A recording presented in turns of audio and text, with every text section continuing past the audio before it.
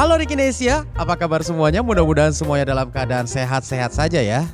Di video kali ini, kami, Riki Smartphone ID, ingin menjawab beberapa pertanyaan yang masuk melalui Instagram tentang gimana sih cara merawat smartphone itu agar tetap awet saat dipakai. Buat kalian yang masih bingung, handphone make cuma setahun aja tapi baterainya udah kembung, kemudian udah makin lama makin lemot, suara handphone kalian makin kecil, kemudian layar kalian makin buram dan segala macam. Tonton video ini, siapa tahu video ini dapat membantu kalian.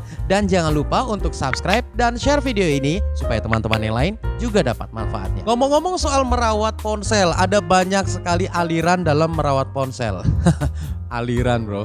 Iya, kenapa? Karena banyak orang yang bilang begini, banyak orang yang bilang begitu. Kita harus ngikutin siapa?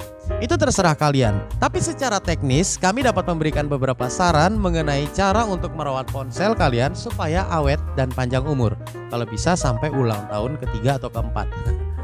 Tapi biasanya di umur segitu udah waktunya kalian untuk ganti, udah ketinggalan zaman. Cara yang pertama untuk merawat ponsel supaya umurnya lebih panjang yaitu, yang pertama, cobalah sesekali mencharge ponsel kamu dalam keadaan mati. Kenapa dalam keadaan mati?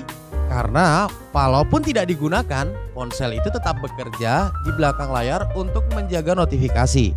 Bahkan pada saat dicas, handphone ini mungkin akan tetap menggunakan daya listrik di handphone kamu sehingga beberapa aplikasi untuk bisa tetap berjalan dengan sempurna.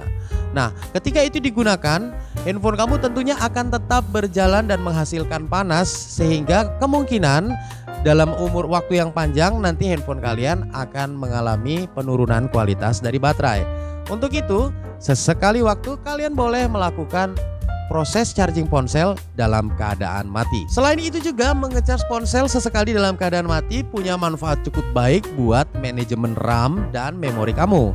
Karena pada saat handphone mati, handphone itu tidak mengerjakan apa-apa dan membersihkan seluruh cache dan file-file yang tidak diperlukan dalam proses menjalankan memori atau biasa kita kenal dengan proses operasi dalam Android itu dapat dibersihkan. Jadi secara garis besar handphone kamu ketika hidup nanti rasanya akan lebih ringan. Lalu bagaimana dengan teknologi fast charging? Bukankah ngecas ponsel dalam keadaan mati katanya kurang baik ya?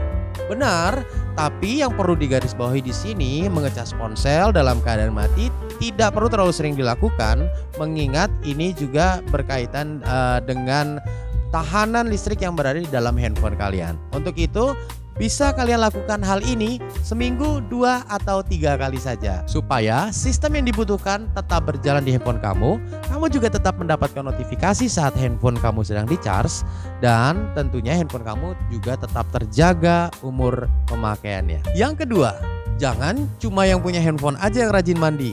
Handphonenya juga harus tetap dibersihkan. Menjaga kebersihan HP punya banyak sekali manfaat buat kamu.